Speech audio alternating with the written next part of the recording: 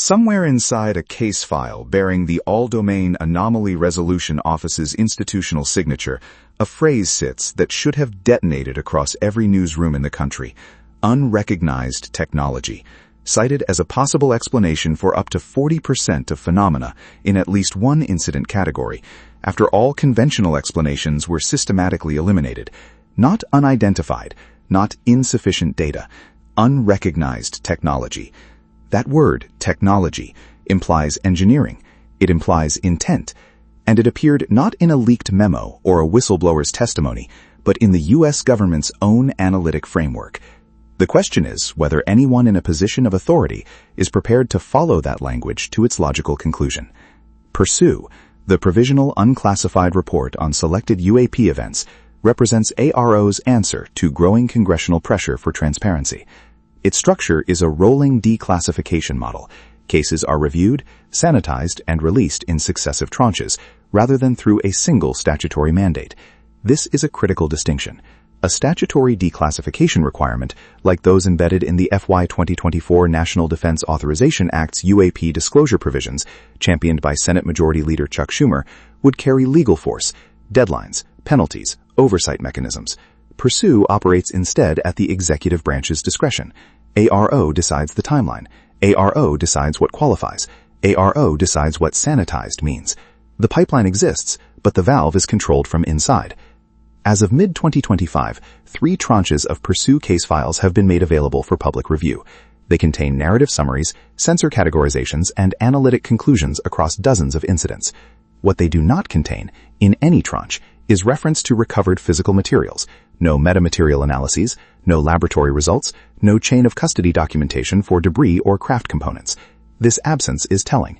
Either AARO has no access to such materials, which contradicts testimony from individuals like David Grush, who alleged under oath in July 2023 that the U.S. government possesses retrieved non-human origin craft, or the materials exist and Pursue is architecturally designed to exclude them.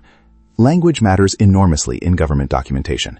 When AARO uses the phrase unrecognized technology, it is making a specific analytic claim.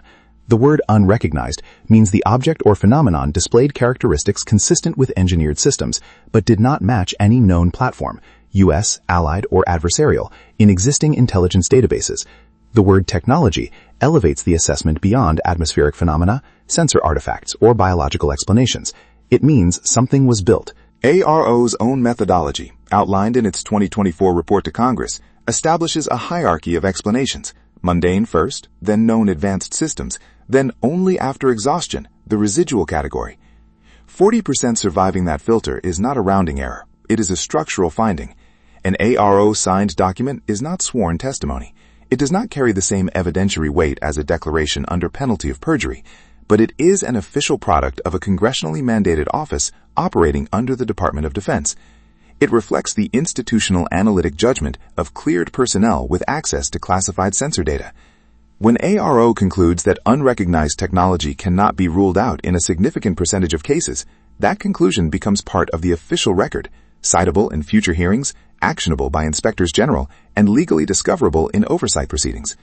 Former AARO Director Dr. Sean Kirkpatrick maintained publicly that no evidence of extraterrestrial technology had been found, but the documents his office produced tell a more nuanced story, one where the category of the unknown was formally acknowledged and quantified.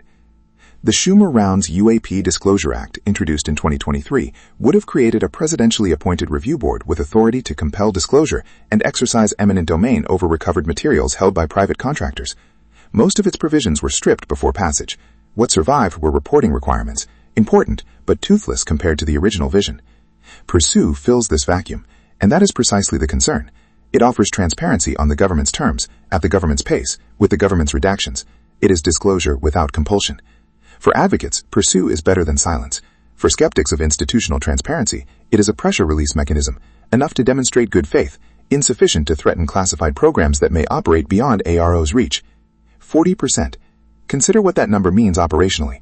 If 4 in 10 incidents in a given category resist explanation after rigorous analysis, after weather, drones, balloons, sensor glitches, foreign surveillance platforms, and classified U.S. programs are all excluded, then either the analytic methodology is flawed or something is operating in controlled airspace that the United States government cannot identify. Both possibilities demand aggressive follow-up. Yet Pursue's structure does not mandate further investigation of residual cases. It classifies, summarizes, and releases. The 40% sits on the page, officially acknowledged and institutionally orphaned, belonging to no program with the authority or funding to pursue it further. Pursue tells us what AARO is willing to show. It does not tell us what AARO knows, what AARO cannot access, or what exists in compartmented programs that predate AARO's establishment. The absence of physical materials across all three tranches is not a minor omission. It is the omission, the gap between document-level transparency and material-level disclosure. Until recovered materials, if they exist, enter an auditable chain of custody subject to independent scientific review, Pursue remains a window into the bureaucracy of the unknown, not into the unknown itself. The 40% finding is now part of the public record. It cannot be retracted, only contextualized or explained away. Members of Congress, particularly those on the Senate Armed Services and Intelligence Committees, now have documentary basis to demand answers that Pursue's voluntary framework is not designed to provide. The question is no longer whether the government has encountered things it cannot explain. Its own office has quantified that reality and signed its name to it. The question is whether the architecture of disclosure, Pursue, AARO, and whatever comes after, will ever be built to follow the evidence past the point where institutional comfort ends. The language is already on the page. Unrecognized technology. Someone built it. The only remaining question is who, and whether we are permitted to know.